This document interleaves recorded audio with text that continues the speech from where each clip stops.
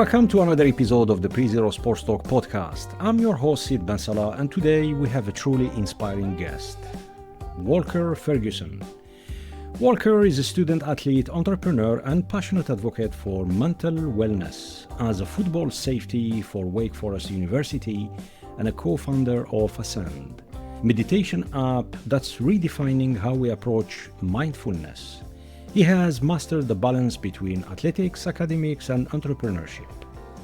In this episode, we'll explore Walker's remarkable journey from the challenges of Division I football to innovating in the wellness tech space. Let's get started. Walker, welcome to the show. Yeah, I appreciate you having me on. Excited to be here. Excellent.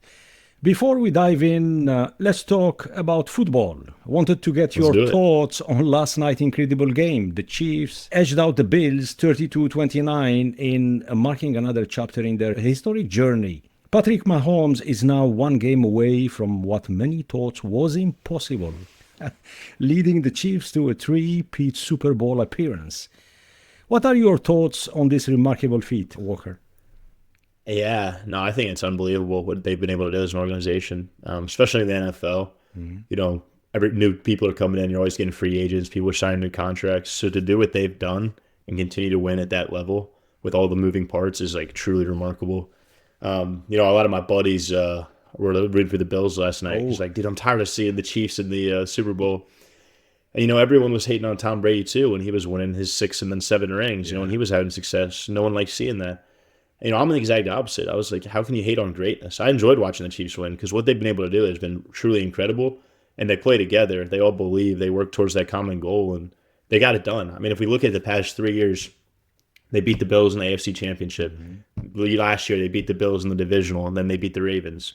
Then the year after that, they beat the Bills again in the AFC Championship. Like, Patrick Mahomes just finds a way to win games. And, I mean, you can't hate on that. That's the definition of greatness, right? The ability to win when you're under pressure.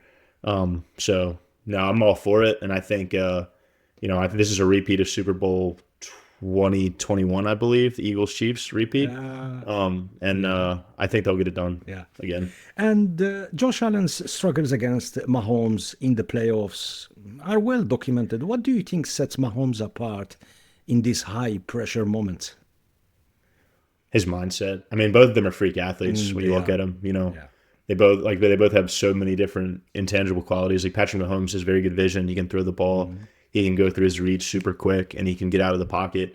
You know, Josh Allen is super big and physical. He likes to take hits, and Josh Allen also can run the ball very well. You know, so they both have very good qualities where they both are super good physically within their game that they can translate right into the field. Obviously, the top of their game, like physically and athletically.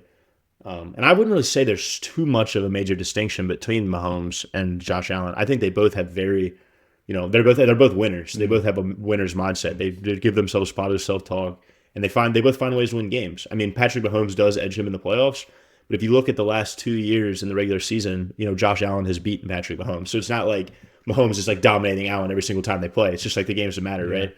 And you know, I think that's a testament to, you know, his mindset, the team's mindset, and overall, you know, coaching. I think coaching is huge, especially in playoff games. And, you know, Andy Reid and the Chiefs and, you know, their DCs, they do an unbelievable job to win games. Because as we know, football's a team sport. It's a game of inches, and it really does require every member. But I wouldn't necessarily put Mahomes above Josh Allen mindset-wise because I do believe they're both winners. Yeah. And looking ahead, the Chiefs face an Eagles team hungry for revenge. Yeah. How do you see that matchup playing out, and what will it take for the Chiefs to secure another title? I think the Chiefs can win it if they just stay within the system and they do what they're capable of doing. You know, if they execute the offense, they don't have false starts, they stay on schedule. You know, they're not getting pass interference or the penalties. The penalties will kill them. But if they stay on schedule and play the game they're capable of playing, I think they'll be able to take care of it. I mean, make, you know, a couple crucial, like, big-time plays throughout the game. You know, I think the Eagles, it's really going to come down to, like, how well Jalen Hurts plays, as well as the defense. And I think it's going to come down to who makes the less mistakes, right? If you have 3 turnovers and you're getting penalties, interceptions, it's going to be hard to win a game, right? But if you don't have any false starts, you know, you stay on schedule and you play within your system, you listen to your coaching, you execute. If every player on that team, whichever be the Eagles or the Chiefs, does their job, that team's going to win the game. But I do foresee it being the Chiefs. From a spectator point, Walker, what kind of game you like watching? A game that goes all the way to the wire, to the last second, or Yeah. just I keeping mean, the it really, stress and yeah. I mean, it depends on who I'm rooting for, right? If I'm a Steelers fan, right? So, it's always tough because we always make the playoffs the first round and then we lose in the wild card normally every time. But if it's the Steelers playing, I want to see a blowout where we're winning, right? yeah. Secure the win. But if it's two teams that I don't really care about, I'm just watching good football. I like seeing it get down to the wire because it's entertaining. And I love seeing good defense too. Everyone loves when people are scoring points in offense, but I think defense is pretty amazing when their teams are going 3 and out. Yeah. What they're able to do. And speaking of the Chiefs, we can't ignore the pop culture frenzy surrounding Travis Kelce. Yeah. And we see the impact here in Europe. Now, basically, he's the Taylor Swift's boyfriend. What's your take, Walker, on how this unexpected connection is drawing new fans, especially young Swifties, to football? Yeah, I mean, obviously can't speak too much on Travis and Taylor because I don't really follow their relationship per se. But I do, but I will say that I do think it's good for football that women and people that necessarily hadn't watched the game are now interested in football due to Taylor Swift. So in that regard, I think she's very good for the National Football League for bringing new fans along and getting them entertained in football. But I do think that they've done a better job this year of not publicizing Taylor Swift to the extent they did last year, where she was on every single commercial every time the TV came on during the Super Bowl. I think it's good to really focus on the game, what's most important, why we're really watching the game. But I do think it's good that she's bringing in new fans. Fantastic. Let's start with your story. Growing up in Richmond, Virginia, how did sports become such a central part of your life? I mean, it kind of just happened, but like you said, Richmond, Virginia. I played everything with the ball growing up. Baseball, basketball, football, lacrosse, you name it. And I just fell in love with the game. I tried swimming. My sister's a really good swimmer. She swam at Colgate up in New York, and I couldn't swim. I'd drown, and so I stuck to land sports. But I don't know. I just love the camaraderie, the team aspect of putting someone else above yourself to get to go to a common goal.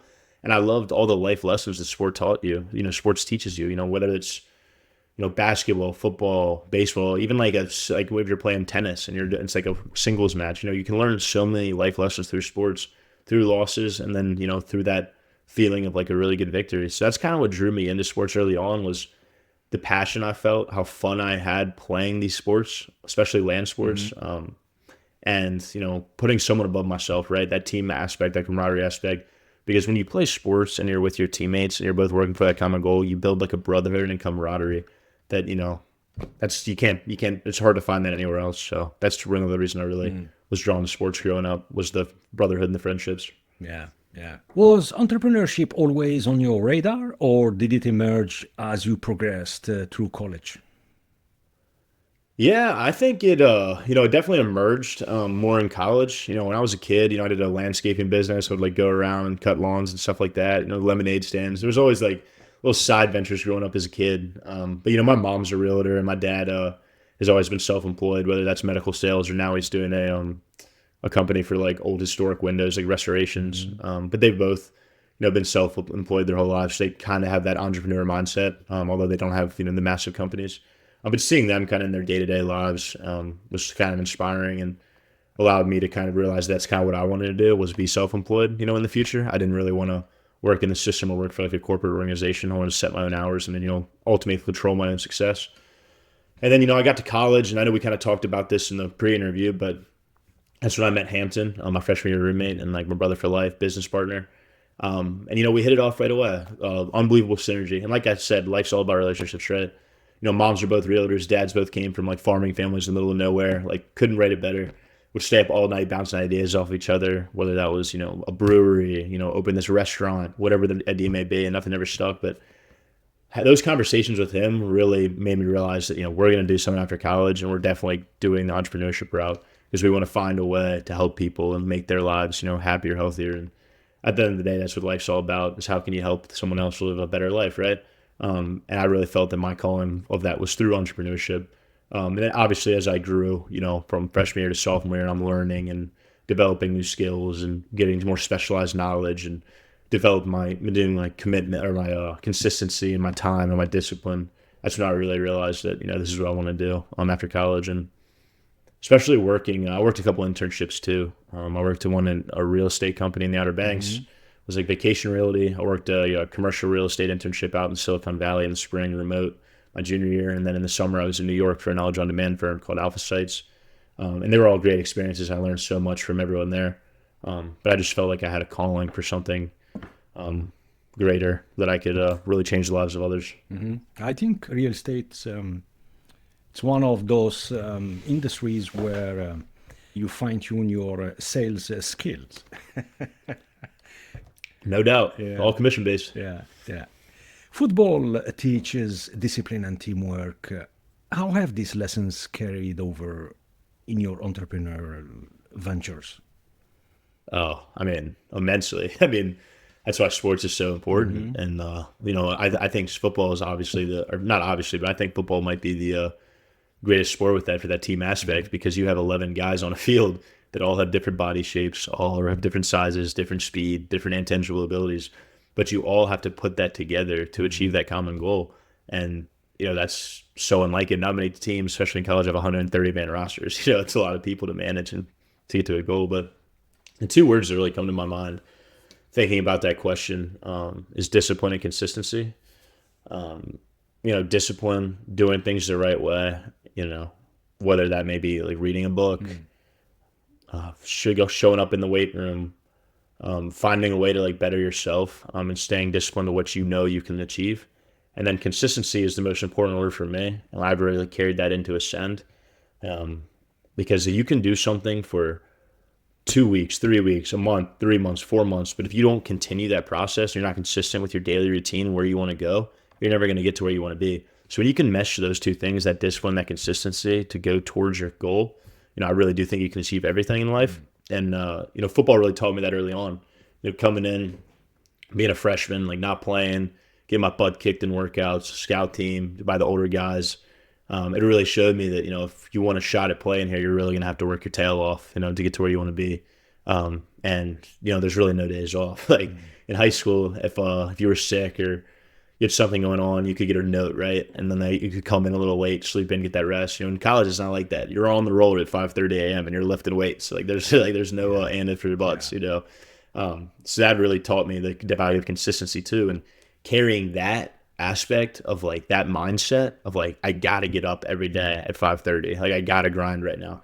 Carrying that out of football into like my daily life and just continuing that momentum and being like, this is what I gotta do, is so crucial. Because I think another thing you really got to think about too is, you have to do something, right? Like when I was playing football, right, you have to be on the roll at 5:30. Like you're going to find a way to get out of bed, right? Because you got to be there. But, telling yourself to do that, right? It's like, all right, come on, let's get up at 5:30 and let's go lift. Like that's a whole different story, because you don't necessarily have to do that. But how can you like find that consistency? How can you find that way to get up at that time? And I read a book the other day. It's called The Psychology of Winning. And it was, if you get like 5 to 6 hours of sleep at night, and you wake up early, grind, you actually end up getting like 10 to 12 years back on your life, which is crazy when you put that into perspective. That's a lot of extra time to be excelling yourself and getting better, right? But to answer your question in short, I would say that a lot of the skills I've learned, but it all comes down to discipline, consistency, and then just improving one's like mental resilience and their mindset. I've read a book the other day. It's called The Psychology of Winning. And it was, if you get like 5 to 6 hours of sleep at night, and you wake up early, grind, you actually end up getting like 10 to 12 years back on your life, which is crazy when you put that into perspective. That's a lot of extra time to be excelling yourself and getting better, right? But to answer your question in short, I would say that a lot of the skills I've learned, but it all comes down to discipline, consistency, and then just improving one's like mental resilience and their mindset. I feel like a lot of times too, people have a really good idea, but they're like, I don't know what to do, right? I'm complacent. I don't know how to get to point A to point B. Just go for it. Life is really all about a sense of urgency, and it's really okay if you make mistakes, right? Like, my philosophy is I would rather make 3 mistakes and get it wrong and get it right the 4th time by the time someone even starts, So I'd encourage anybody listening out there, discipline, consistency, improve your mindset, and then, a sense of urgency. And then those are really the tools I've learned from football. Yeah. They're translated directly to entrepreneurship. Yeah. The hardest part on what you explained, and you did it beautifully, Walker, is when you have a setback. And especially in your case, when you have a goal, you have a target, you have a plan, you put a strategy forward and things like that, but then the minute there is an injury, that's a huge setback. How do you deal with that mentally, especially at that high level? Yeah, that's a really good question. I've had a couple injuries in my career. I think it's understanding why you're there, like keeping the main thing the main thing. It's like, I came to college like to play football at this level, right? And it's like in life you're going to have setbacks. Like things aren't always sunshine and rainbows, but to get to where you want to be, you got to constantly have that positive self-talk. Be like, it's okay. Like I'm gonna get through this. Like this is a minor setback for a major comeback, right?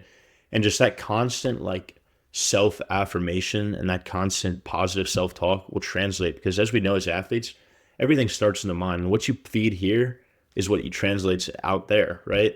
So talking to yourself and being like, I'm going to get through this. Like I'm going to come back stronger. And then visualizing yourself succeeding, coming back from that injury is so huge, because if you can train your mind and develop emotional resilience as well as, mental resilience to be like, this is, like I said, this is a minor setback, but it's all right, because at the end of the day, I'm going to come out on top because of my formulated mindset is huge.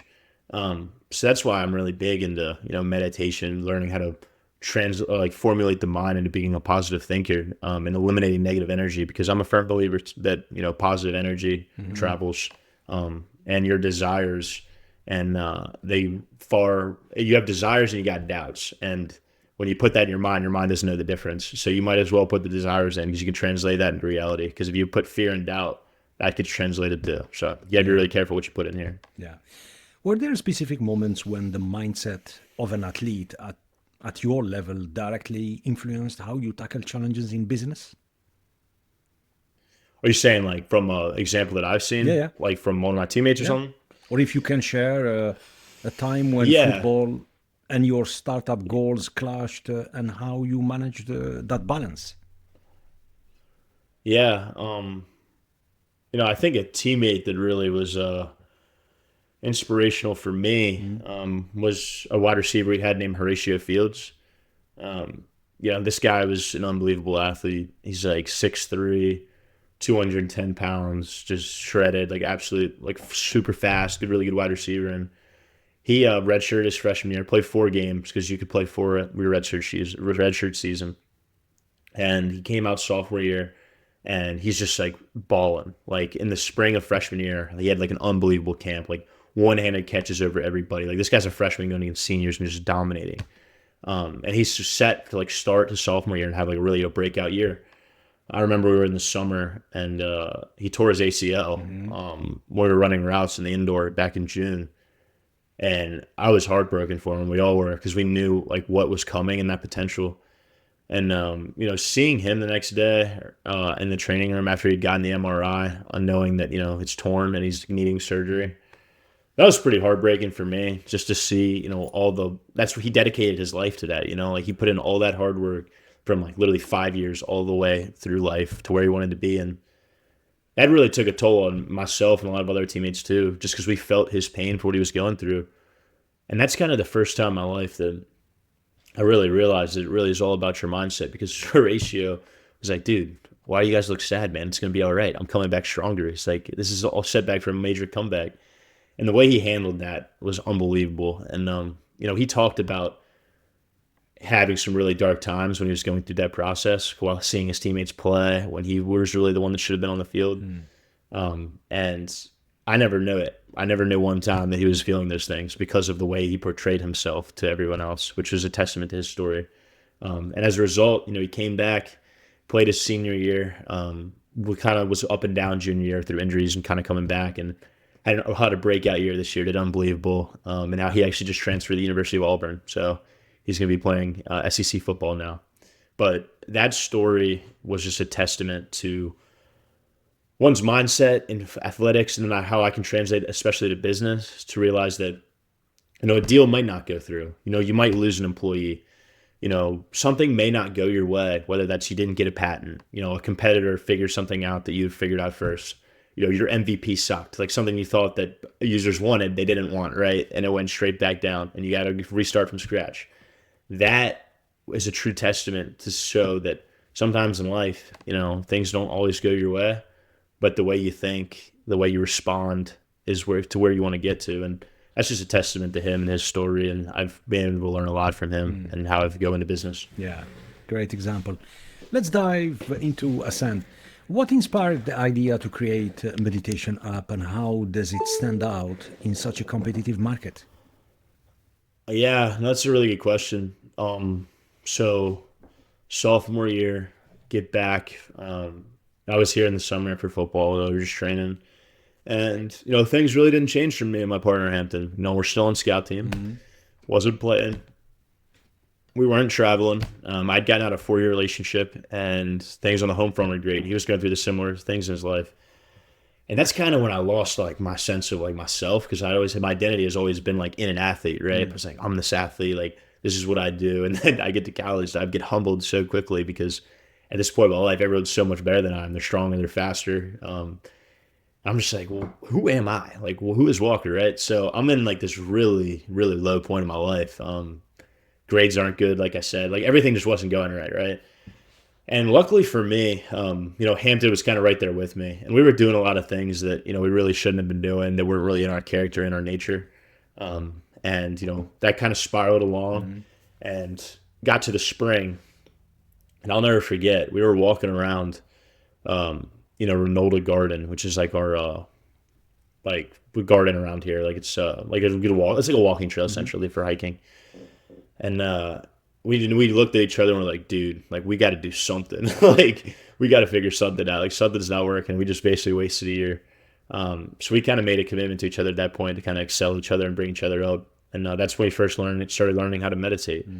He took the Stoicism approach, got really big into reading the book Meditations by Marcus Aurelius, learning what a walking meditation was, body scans, how energy travels, affirmations in your mind, positive self-reassurance, all that good stuff. And that was kind of his approach. And he was teaching me a lot through that. And for me, I learned, I meditated on scripture because, I'm a Christian guy. Grew up going to church every Sunday. Jesus Christ is my Lord and Savior. And up until that point in my life, I knew about God, but I didn't have a personal relationship with him yet. And being able to read scripture, meditate on that, and then understanding what he was trying to tell me brought me out of some really dark times in my life. Because I was either in the past, depression, future anxiety, but I was never, like, in the present moment, in coram Deo, in the presence of the Lord. And, living my life to the fullest and on, like, all the blessings he's been giving me in my life, right? So that kind of got us on the right path in our both different ways. Mine through, like, the Christianity theology approach, and his through, like, Stoicism and that side of things. And we kind of kept growing together. And he's like, Walker, I got to get out of here. He's like, I need a fresh restart. I want to play football. It's not happening here. I just got to go. So he ended up transferring to the University of Georgetown in Washington, D.C., and had a great football career. Became a starter. And was doing really well. And we talked once a week. We continued that relationship, both deepening our meditation practices. And that year, that first semester goes by in January. Our junior year, that semester goes by. Unbelievable time. We're, like, really figuring things out, right? Grades are getting a lot better. Relationships were unbelievable. Football was getting a lot better in practice and in playing. Everything was just going right? It was like this sense of this cultivation of, like, gratitude had brought us out of such dark times in our lives. That being said, we're on the way home. I'm going back to Richmond. His buddy from New York was picking him up from Georgetown. He was at Marist, picking him up at Georgetown, then coming down to, we have a farmhouse in Virginia where my dad's from. So we were staying there for the weekend. And I'll never forget, we just had, like, a really, like, heart-to-heart moment. It was December 14th of 2023. And I remember just, like, being on my knees, like, crying for, like, the Lord to save me. And that's, like, the day I became Christian. And that's when I really developed a relationship with my Lord and Savior. I was like, he's the way, the truth, and the life. And all things are made through him, and I live for him. That's when I really discovered my purpose in life, to love and serve others. And that night, I'll never forget, it was super cold. It was like almost like snowing too. It was like 30s, like 28 degrees, like super cold. There was no heat in the house either. We're sitting up in this room. We're like, dude, we're going to change the world. We don't know what it's going to be, but we're going to do something to help people live happier, healthier lives. So this is where we get to January, where my mind was all over the place. January is when he came to me with the idea. And he's like, Walker, I know what we're going to do. I was like, what's that, Ham? He's like, we're going to create a meditation app that uses personalized meditations personalized sleep stories, and later what we formulated meditation plans to help people live life to the fullest potential, to reduce stress and then gain a mindful edge and visualize their success. So I'm like, sweet, how do we do it? Lucky for us too, we had a free subscription to the app Calm through our athletic department. So we liked how they gave base meditations, base sleep stories, and obviously the Matthew McConaughey, the Adam Sklar, those voices are amazing and they're really good for putting you to sleep. But none of those meditations or sleep stories felt catered to me for what I was going through, right? In my situation. So that was the difference. We could use artificial intelligence to give people personalized meditation experiences to help them with whatever they were going through. So from there, the idea was kind of formulated. We knew what we were going to do. We met with some guys at a startup lab and our entrepreneurship department, set up some surveys to validate the proof of concept idea to make sure this is something people actually wanted. And from there, we put everything on a vision board, wrote a business plan, how are we going to do it? And, you know, life is really all about relationships. I preach that over and over and over again. And so many things really fell into our place. You know, God is so good. And we met our developer, Colin. He was a student at Georgetown. He was 29, worked at Merrill Lynch for a little bit, came back to school to do his comp sci degree. Was actually the head of the computer science club at Georgetown. Hampton happened to sit next to each other in a Spanish class. Formulated a beautiful relationship. Hampton pitched him the idea. He's like, this is what I want to build this summer. So him and Gordon, who's another kid in the club that they brought on, built the MVP. And we did our beta testing in September. Found 1,000 bugs and a lot of fixes with the UI UX design.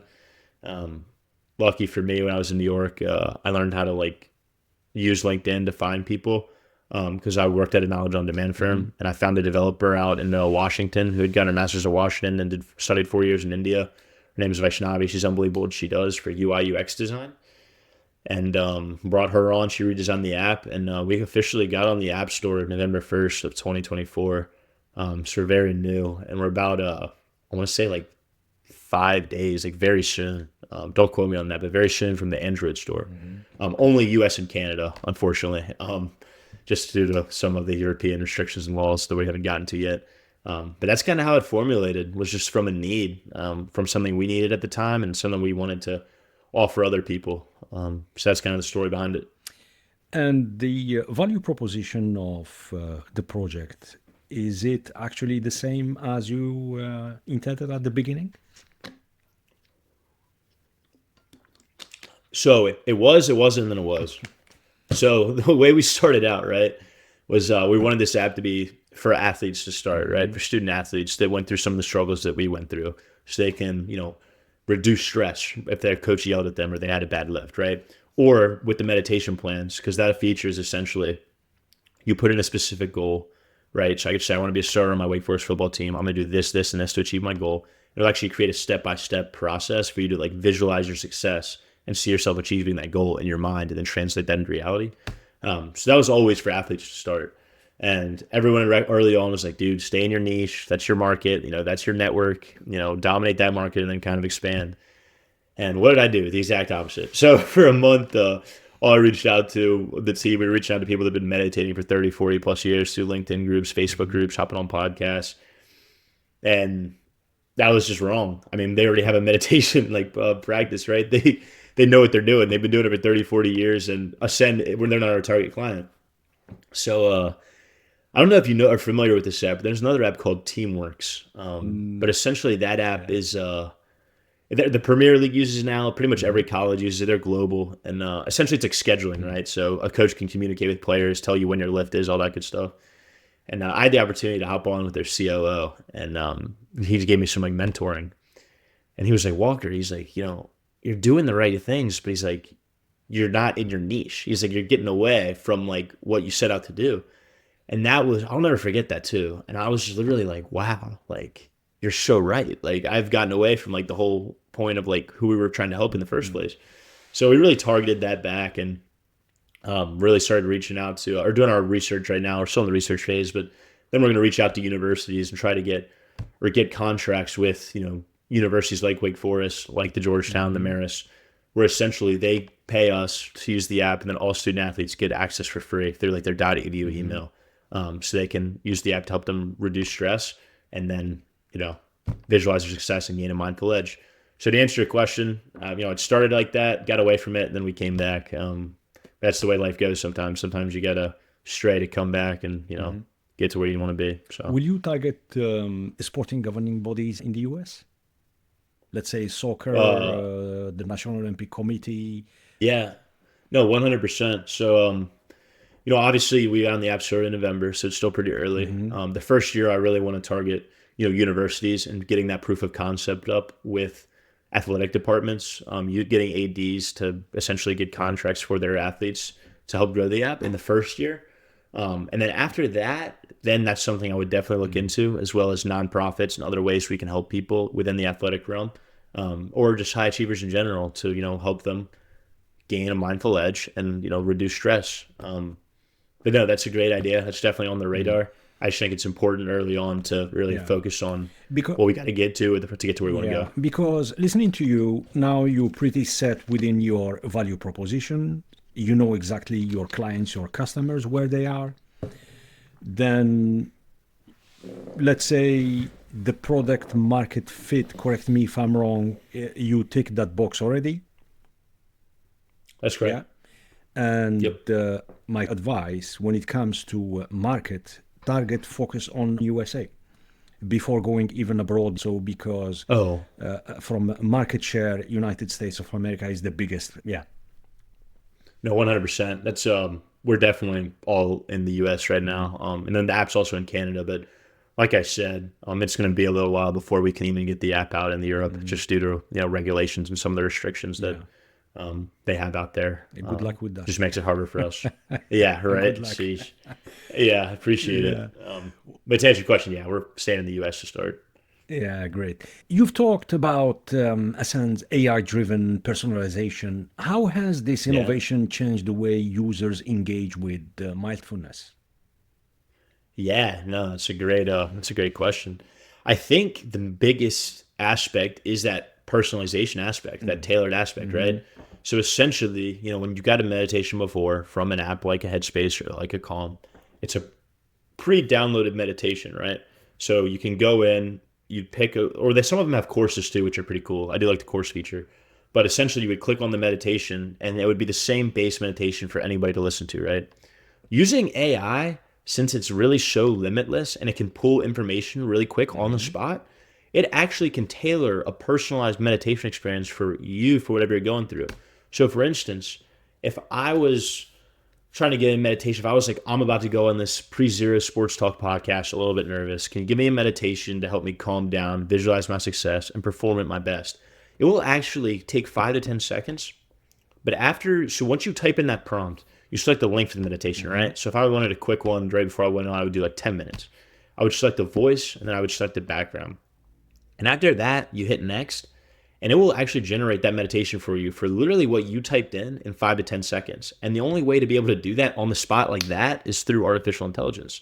And that's changing the game for meditation experiences, because you're literally getting a meditation that's for you, like for what your needs, what you're going through, and that's huge and that's essential.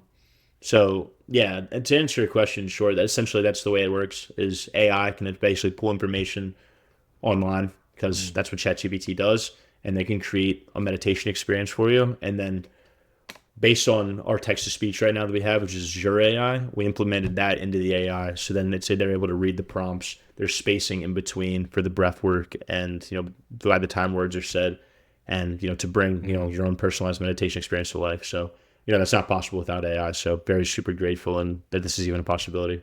Where do you see AI in 5 years' time? Where do you see it? Because that's a loaded question. Just in 12 months, we've seen it all. Yeah, everything I say is all a prediction. I have absolutely no idea. I want to say that on board.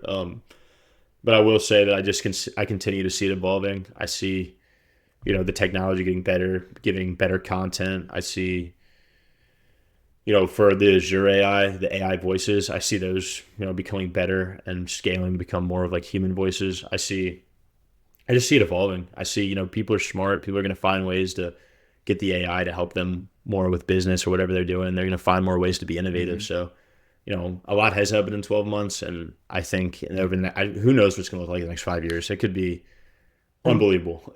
from a business point of view, the way your business is set up right now, are you flexible in terms of pivoting based on what the AI will look in 1 year, 2 year, 3 years?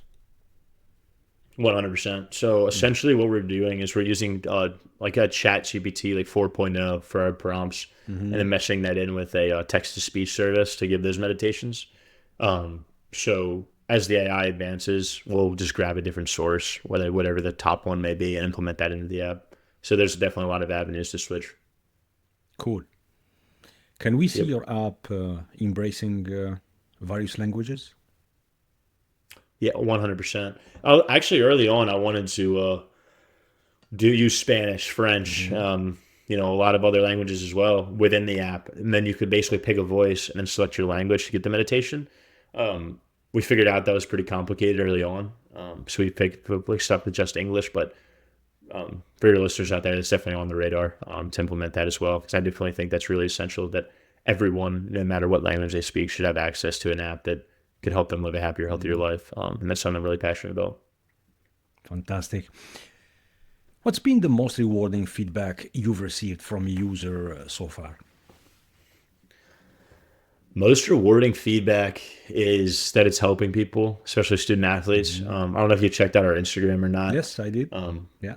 but the Instagram has a lot of testimonials from student athletes that have been talking about how the app's been helping them, whether that's through the meditation plans, through the personalized meditations on the spot, or through the sleep stories, and how that's allowing them to visualize their success and excel their performance on the field, whatever that sport may be, whether it's the gymnastics lady that we just had up, or a football player, basketball, whatever it may be.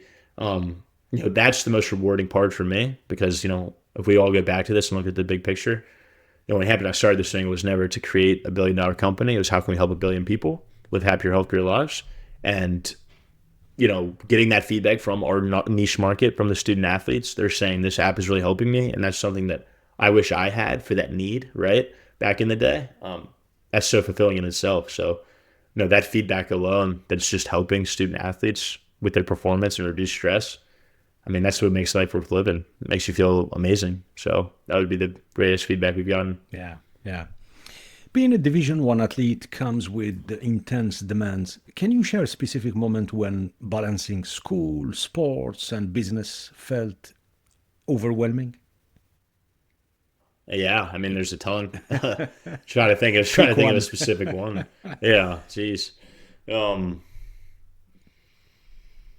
all right, I think I got one. So junior year, we have these things called like awakenings, right? So they're like the most brutal workouts you'll ever have. You just wake up 5 in the morning, you're on a roller, and we just compete. It's like you basically have a matchup like 1-on-1. So you're competing against a teammate, and we're all broken up into teams, and you get like points, right? So you and this one guy you're competing against will do like sled pushes. You'll do sprints. You'll do like plate holds where you just squat and hold a plate as long as you can until you drop it. Bag drills. And each time there's a winner and a loser. So, and the coaches mark off points, right? And those points go to your overall team. And then there's 4 different teams. And then the team with the most points at the end of the day wins that day, right? And it's brutal, right? And everyone exerts all their energy on the competition aspect because nobody wants to get swept, because they post the scores like on the whiteboard for everyone to see. And nobody wants to get like 11-0'd, right? Like you want to win that competition. So where they get you is after that, then we have the county fair, which is like 6 stations of like brutally intense workouts. But at that point, you're like just drained of like all your energy. So that's when you're really just like pushing yourself fast away. I mean, everyone's running like 2 miles an hour, just trying to get through. And we got throw up cans everywhere. But I remember so distinctly like that day, I was a little bit sick, and I made it through the workout, but I was like throwing up and everything. And luckily for me, they were always on Wednesdays too, Wednesday morning, and I had 2 exams that day, both econ exams too. Wow. And economics is not the easiest subject as well, and I definitely did not prepare adequately. So I got through that, felt horrible, and I remember walking out of there just like, what do I do? Like. And I had a couple of meetings later too about Ascend stuff, like for like game planning, and it's like down the line, like we're actually meeting with an attorney to get a provisional patent. And I was just like, I have no idea like how I'm gonna do all this. Like I'm so like behind and not prepared. And that was a time that I really felt like super overwhelmed. And the mindset I've always like developed with, times like this has been like, it seems like a lot like in the moment, but at the end of the day, time doesn't stop, right? Like you're going to keep moving forward and you're going to find a way to get through it. Right. And that's always been my mindset is like, I'm hurting right now. Like, I don't know how this is going to happen or I'm going to get through this. And my anxiety's through the roof, but somehow we're going to find a way to get through this. And I wish the app was built at that time so I could have put on a meditation to help me, get through those exams and calm my nerves. But, I ended up just taking the exams, giving myself a lot of like affirmations, positive self-talk. Got through the exams. I don't remember how I did, but I got through them. Obviously, I passed the class, so we were good. And I remember just being absolutely drained for those meetings later. And luckily for me, Hampton's a great, co-founder and partner, and he stepped up and did a lot of the talking. So I was able to kind of sit back and take notes. And I tried to be as all engaged as, try to be all there, but I'd be lying if I said I was completely. But, that was a time that I was just super overwhelmed, just putting a lot on my schedule and, physically exerting my body to the limit where I was just like, this is tough, right? But yeah, I would say that. And I would say the way to get through it with the mindset is just to know that, time doesn't stop, like I said, and you'll find a way to get through it, breathe, relax, center yourself and realize, live in the present moment, focus on the task you have at hand to achieve, and then keep going to finish it out. But yeah, that was a time that was definitely overwhelming for sure. Yeah. So would you say in this chaotic moment, the only way to stay disciplined is what? To take a little step back, take a deep breath, reflect maybe, listen, then talk, because you never know what comes out from. 100%. Yeah. I think another thing too is, active listening is huge too. Just you don't always have to be the center of attention talking all the time. You can learn so much through listening. So the meetings later on too, that was super helpful as well. But yeah. How did mentorship or support systems play a role during your toughest times? Yeah, I mean, like I said, like all about relationships. Like, I can't thank my mentors enough. Like, truthfully, I've had so many people in my life invest in me from a very early age to get to where I am, and that's kind of formulated my mindset of, every day honoring and glorifying the Lord with my talents, not like doing things I'm not supposed to be doing, not wasting time, and it's not about me. Like, I owe it to all the people that have helped me get to where I am today, that have invested in me, and believed in me when I didn't believe in myself, especially early on. And for me to not be working as hard as I possibly can and getting to where I want to go is just disrespectful to them, frankly.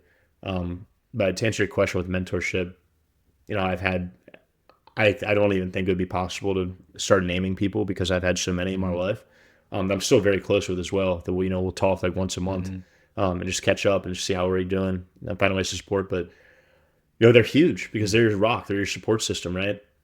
My foundation is my Lord and Savior Jesus Christ, and no matter what happens, if pillars are smacked, like analogy I thought of too, not to get off track, but there's like I'm at the beach and there's like a Navy ship, right, or like a bridge that goes out, and those pillars are so far cemented in the sand.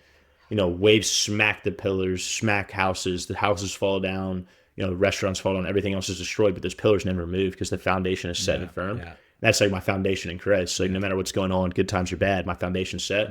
And similarly to like a mentor, they're there to mentor you. They love and take care about you. They generally want to see you succeed. And they're essentially your foundation for positivity and affirmations, right? So something's not necessarily going right, they're like, hey, like this happened to me. It's part of the process. You got to pick yourself up and keep going. And having that support system, that person to talk to is so essential. So, I can't thank all of them enough. And they know who they are. But I would definitely recommend everyone out there to, network with people. No conversation is a bad conversation, and become genuinely interested in other people, and find ways to mentor others, and give mentorship yourself. Because at the end of the day, life's all about synergy and how we can benefit one another towards a common goal. So, super thankful for them. Fantastic. Thanks for sharing that, Walker. Of course. Let's shift gear to mindfulness and mental wellness. You've made mindfulness a core part of your life and work. What led you to this practice, and how has it transformed your approach to challenges? Yeah, I mean, I think it was definitely that time sophomore year, all kind of like we talked about earlier. And then just developing my relationship with my Lord and Savior. Just one second. Earlier, you spoke about faith, you spoke about your spirituality, you spoke about, correct me if I'm wrong, Walker, when you stuck, when you cornered, when you questioning yourself, self-doubt maybe, probably the first communication is with your Savior, with God, with That's correct. Jesus, yeah. Yeah. Now, when it comes to mindfulness, what role faith really does when it comes to mindfulness? Well, faith is my life. Like, that's everything. I'm sorry to ask you that. It's just to clarify. No, you're good. Yeah, go ahead. Sorry. Yeah, you're good. Yeah. No, I think there's definitely a distinction around mindfulness, right? That word obviously can sometimes people kind of get confused with the word meditation. Mm-hmm. People think of like the Buddha, and other things like that. But at the end of the day, Jesus was the greatest meditator. He lived in the present moment and he changed the lives of others. And mindfulness, meditation, that's living in the present moment, that's having a cultivation of gratitude and a sense of peace, learning how to breathe and essentially live your happiest, healthiest life. Mm-hmm. So I really don't think there's a distinction with mindfulness, whether that's Christianity, Buddhism, whatever it may be. Everyone can be mindful. Everyone can learn to breathe. Everyone can meditate. If you're, theological difference, if you're different, that's okay, But at the end of the day, you can still learn to breathe, learn to be mindful, and cultivate that practice. So I hope that answers your question. Mm-hmm. How do you get started with meditation? Mm-hmm. I mean, I think it's different for everybody. I started really basic. I started writing down 2 things I'm grateful for every day in a gratitude journal. There's multiple forms of meditation. Everything you do is essentially you being mindful, right? Washing the dishes, it's whatever you're doing, giving your full attention to that task at hand, right? So I would just encourage everybody to get started is whatever you're doing in the present moment, fully immerse in doing that activity. If you're playing it, like that's why sports is so great, right? Because you're not thinking about anything else. You're in the present moment doing that activity. You're washing the dishes, you're reading a book. Don't let your mind wander. Don't think about the past. Don't think about the future. Focus on what you're doing in the moment. And that is literally the definition of mindfulness, right? Regarding, learning how to breathe meditation-wise, I would say box breathing is really, really great. Breathe in for 7 seconds, hold, mm-hmm. Breathe out for 4, repeat that, and, develop a consistent practice with that. And that you'll feel that sense of like calm wash over you, that you're able to essentially be in the present moment, right? Like you feel like a sense of like coolness like rush through your body, that like this weight is like gone, right? And obviously I'm going to promote the app too. If you can, download the app and create your own personalized meditation. Mm-hmm. An app will teach you how to breathe, right? Mm-hmm. And also help you visualize your success, whatever you're going through. But anybody that's starting out and wanting to know what it is, there's a great book called The Miracle of Mindfulness, written by a T. Nahan. I think I'm going to mess that one up, but he's a Buddhist monk he's a very wise man, and that's a very good book in the introduction of mindfulness and what it means to be mindful. He really hits on washing the dishes, be mindful in everything you do. He also suggests, once a week, having, a day for mindfulness, right? So whether that's Saturday, Sunday, whatever that day may be, do everything at a slower pace, like really engage in every single thing you're doing, and then try to formulate that in the rest of your life. But I would say, that's a really good place to start reading that book. There's a lot of really good instructors online, mm-hmm. On YouTube. Mm-hmm. And then obviously there's a ton of resources out there for apps. And I would also really recommend too, just taking a walk in nature, put your phone away and just go walk around in nature by yourself for like 2 hours. And really just don't talk, don't listen to music, don't let your mind be overstimulated and see what happens. Mm-hmm. I think it would be pretty life changing. I like that. Keep your phone away and go for a walk. Yep. Yeah, right. Yeah. Don't do it enough. Yeah. But it's clear, Walker, faith and gratitude seems central to your outlook. 100%. And I feel like they guided you through life's ups and downs. For sure. Attitude's the best gratitude. Yeah. Gratitude is the best attitude. Yes, absolutely. Yeah. Is there a daily practice you rely on to reinforce these values? Yeah. 100%. My morning routine is actually I wake up. First thing I do is make my bed. And then That's important. sit right back. Oh, 100%. That's important. Yeah. That's what I teach my boys. Yeah. No, you got to make your bed, right? Start the day with a win, right? From there, I have actually 3 books. I read the Bible, I read a daily devotional, and then it's called New Morning Mercies, which is the other devotional, right? So I read the New Morning Mercies, and that's just a scripture, and then he kind of interprets it and what's that mean to us as Christians and how one could the message God's trying to portray to us. And then I read my my new morning or like my daily devotional for men, which is essentially like prayer book. And in there I have my goals, right? So I have my goals for 2025, and I read those every day too, so I can set the day off with having those on my mind. And then I read a chapter of the Word. I just finished Romans, just started Corinthians, and then I really take time to immerse myself in that to really set the tone for my day. But within those, I have bookmarks, right? Which I think are really important because each time I open a book, you always look at the bookmark right away.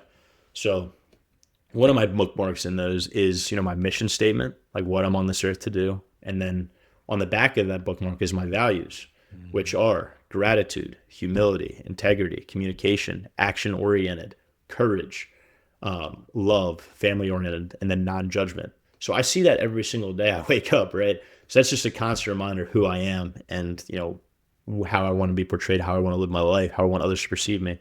And then it's just a similar practice, right? So throughout the day, if I have time, I'll read a book, same thing, see it again. And then at night, it's the same process. I reread the same things just to make sure they're cemented in my brain. But seeing my values, seeing my mission statement and my goals, 3 to 5 times a day, just from picking up a book is essential. So I think that's a really good way. It's really taking time to invest in yourself. It's something a lot of people don't really necessarily think it's important or want to take the time to really do it. And it took me a while to do as well, but I would encourage everyone to, spend some time when you have it throughout the day, right? Spend 2 hours writing a personal mission statement, write down your values, write down how you want your family to perceive you, how you want to be perceived in business, how you want your friends to perceive you, how you want to live your life, right? How you want to be known, and formulate those things, create your values, create your mission statement and live by it. Don't just write it down. Don't just speak about it, live it. So that's just a constant reminder, for sure. That's what the majority of good leaders do on a daily basis. I'm trying. Yeah. So how do you define leadership, Walker, and how has it evolved for you? Yeah, for me, I think servant leadership has become like a cliche, these days, with that definition. But my definition of a man is how he treats someone that can do nothing for him.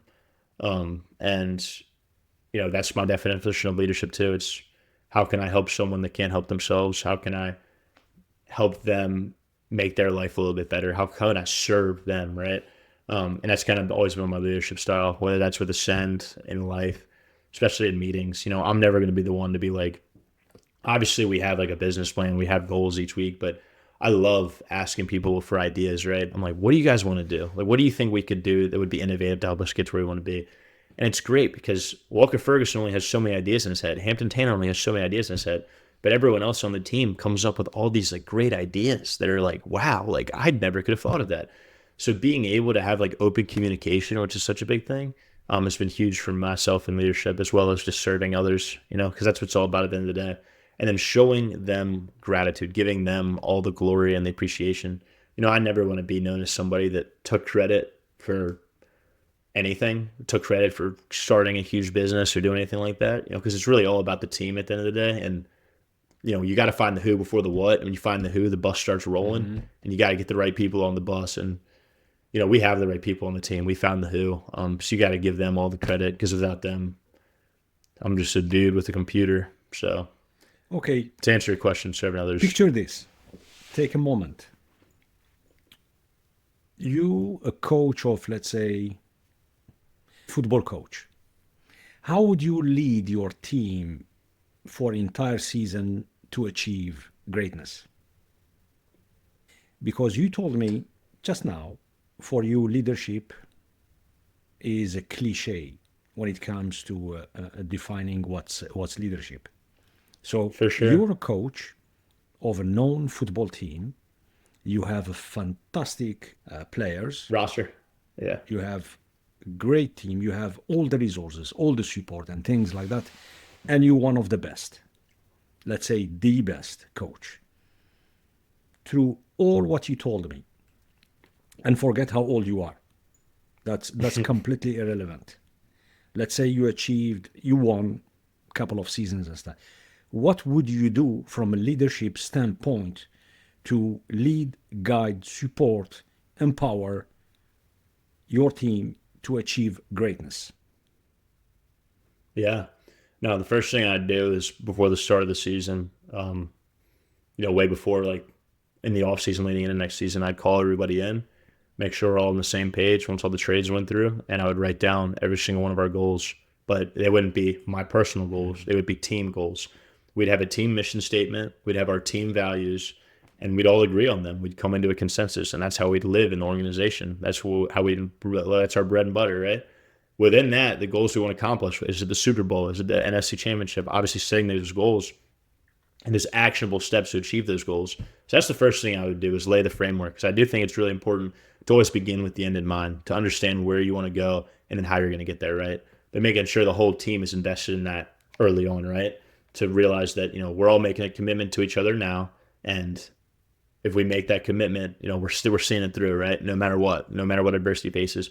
So setting those goals, that mission statement, those values is pretty crucial for me as a leader, and I'm sure most coaches in the NFL do that pretty early on to establish how they want to go throughout the season. And the next thing I would do after that's established is constantly putting my players above myself, giving them credit for every little win.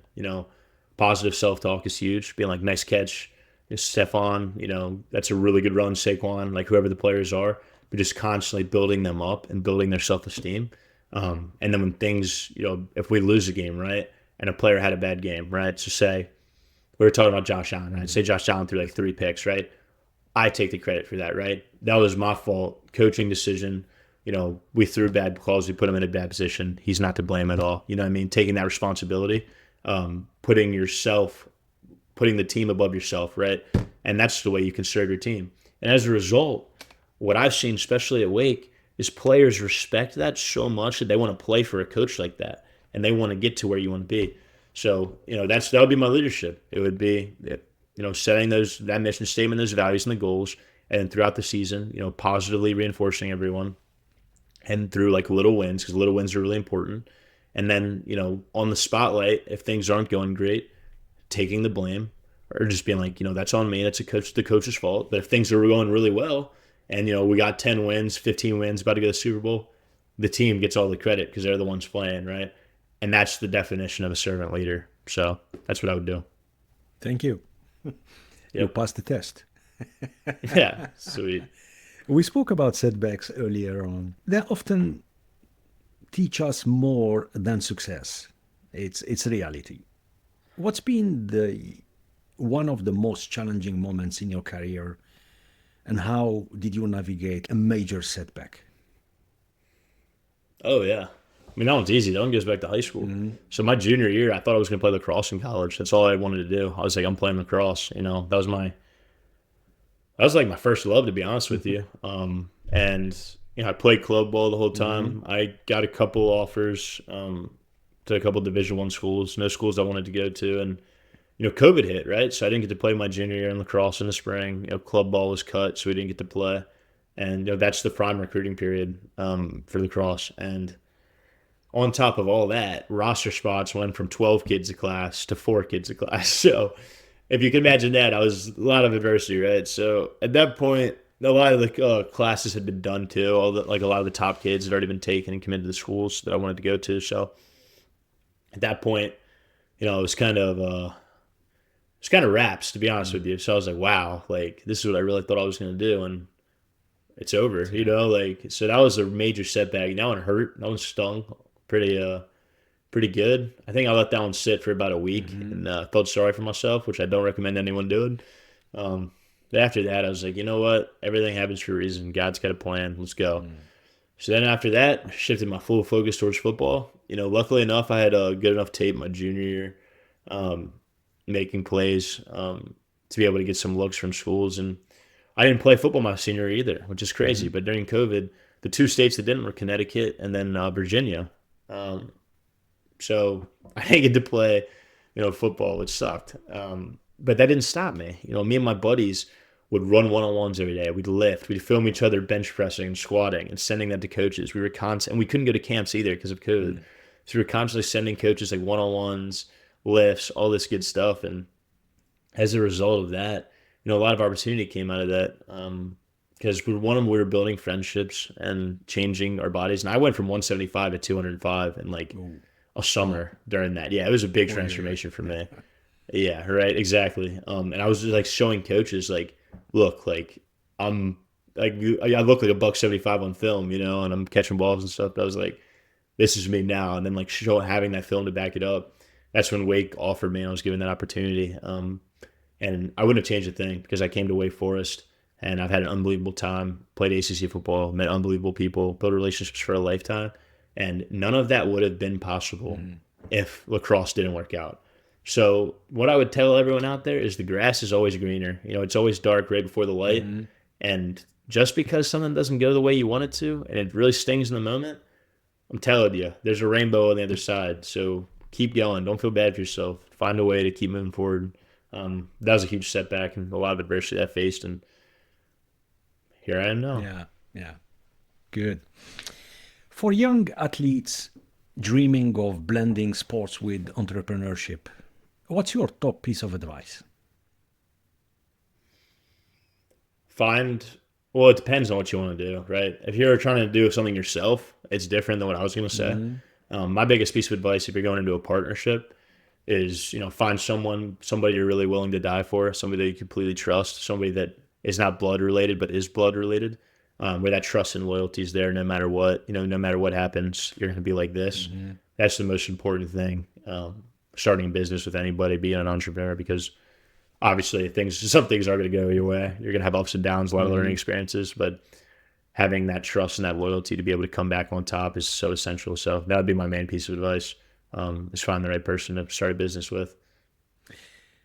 What do you wish you'd known earlier in your journey?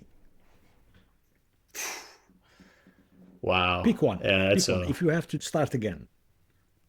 It's a lot, but I think the one that really sticks in the mind the most is whatever you put in here is what comes out here. So really eliminating fear and doubt from your mind. I said this earlier, but fear and doubt, that energy travels. And if you're thinking about those things normally happen. Earl Nightingale says, that famous quote, we are what we think about most of the time. So thinking like a winner, having that positive reassurance, visualizing success, making your mind, being like so strong in your mind with what you want to do in your life. I mean, I wish I knew that early on. I think that would have changed. Not that I regret anything or wouldn't do anything differently, but not having those doubts and that positivity, and that positive self-talk, that's it. 100%. Great. Now it's time for our lightning round. Ready for speedy Q&A? Let's do it. There we go. Another challenge. That's a fun, yeah. fun challenge. Right. What's your favorite pre-game meal? Steak and eggs. Any particular steak? Whatever that. It's normally like fillets.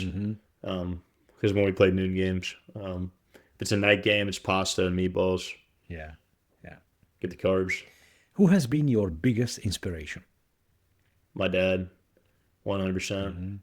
The way that he carries himself, all the values, everything he's taught me in my life. Every day I just want to make him proud. So, my dad. Excellent. What's your go-to relaxation activity after a tough game? Meditation. Breathing. Always. Whether using the app or doing my own practice. Yeah. Favorite motivational quote or mantra? The journey of 1,000 miles starts with one step.